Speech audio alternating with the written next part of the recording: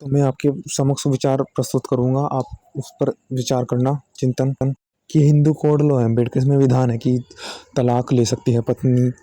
तो जब वह तलाक लेगी तो विवाह करेगी, पर यह विवाह शूद्रों के है जो सेवा करते हैं।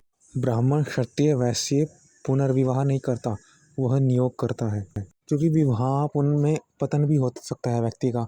पुनर्विवाह में व्यक्ति कंडीशन भी रखते हैं।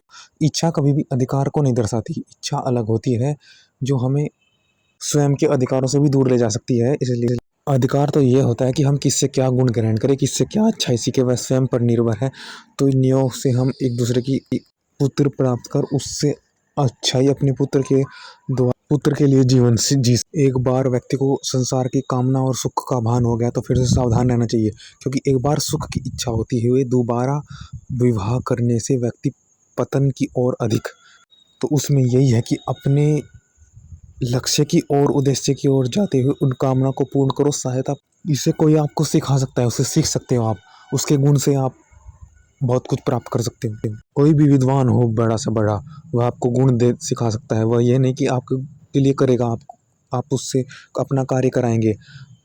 तो वेदों में नियोगों के पतियों को भिन्न भिन्न रूप से नाम दिया दर्शाया गया है। अग्नि, अगर पुत्र नहीं तो उससे आगे बढ़ने का मार्ग एक प्रशस्त होता है, उसमें चलना आपको ही है, क्योंकि आपकी अच्छाई है, आपको जान करनी है, आप कोई और श्रेष्ठ होना है। अगर पुत्र है तो फिर पुनर्विवाह तो होना ही चाहिए ब्राह्मणों का।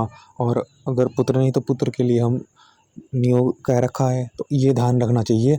और जो पुनर्विवाह करते हैं तो तलाक से फिर पुनर्विवाह से पतन अधिक हो सकता, उद्देश्य भ्रमित हम होते हैं। यह तो है कि समाज की उन्नति नारियों से होती है, पर नारी अपनी जब श्रेष्ठता ज्ञात करेगी तभी वह हो पाएगा। जब वह कामनाएं अपनी जानेगी, संसार का उद्देश्य जानेगी, संसार की सुख ऐश्वर्य, क्योंकि स्त्री प्रदान करते सुख ऐश्वर्य को उसको अपना जानना चाहिए, और तो स्वयं अपने शक्ति से, सामर्थ्य से आगे बढ़ना है। इससे तो निर्भरता कम होती है, क्योंकि निर्भर से कुछ व्यक्ति कर नहीं पाता। जब स्वयं स्वतंत्र होगा तभी आगे कुछ कर पाएगा।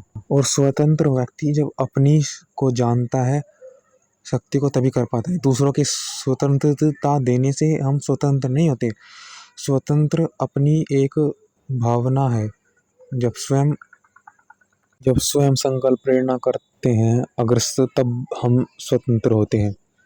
उस बुराई से हम लड़ने का प्रयास, उन व्यवस्थाओं से आगे चलने का प्रयास करते हैं, परिस्थिति से आगे चलने का प्रयास।